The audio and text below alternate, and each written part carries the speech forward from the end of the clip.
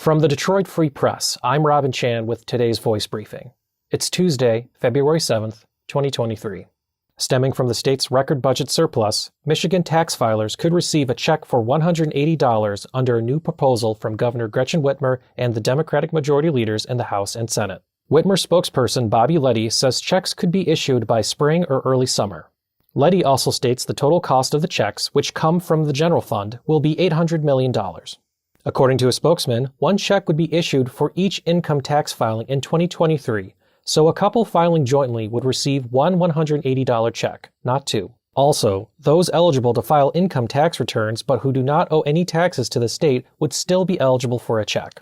The state has a budget surplus of about $9 billion after state tax revenues repeatedly exceeded expectations following federal stimulus measures in 2020 and 2021 that were prompted by the COVID-19 pandemic. I'm Frank Witzel with the Detroit Free Press. An 81-year-old Independence Township man died after crashing a sleek 27-foot ice boat on frozen Pontiac Lake.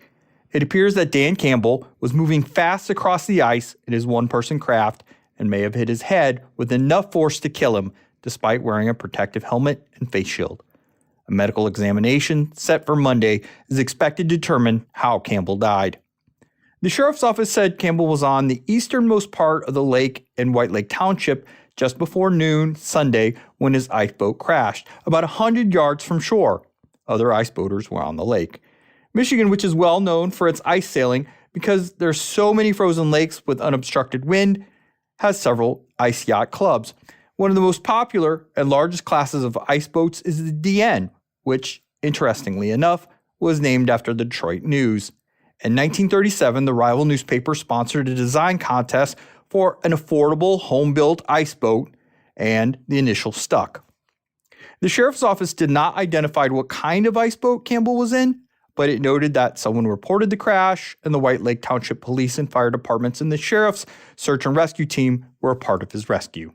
This is Jennifer Brooklyn with the Detroit Free Press.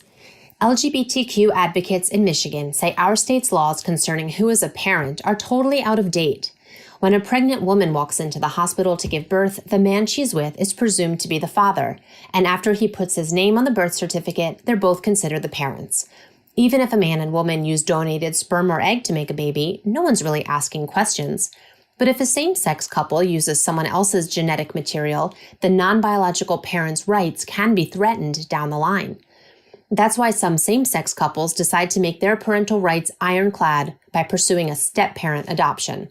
That's the route Corinne Rockoff and her wife Alicia Bazin took.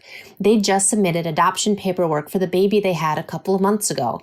They didn't want there to be any question about Corinne's right to parent if something happened to Alicia, the biological mother, or if something happened to their relationship.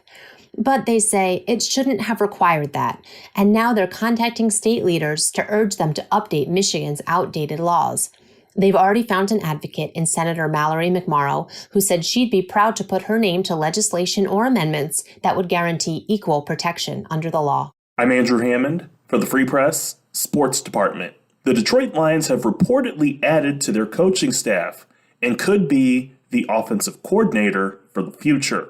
On Monday, the Lions reportedly added a Scottie Montgomery, who was previously the running backs coach for the Indianapolis Colts. In January, Montgomery told the Indianapolis Star that he had designs on someday being an offensive coordinator, but understands that there's a lot that goes into it. With OC Ben Johnson having garnered much attention in the latest coaching carousel, it is expected that Johnson will have that same attention next winter. Montgomery replaces Deuce Staley, who left for a job in Carolina. He is the third assistant coach Dan Campbell has added this offseason, and all three have previous NFL playing experience. For more stories from the Detroit Free Press, check out freep.com. That's FREEP.com. Thanks for listening, and we'll see you tomorrow.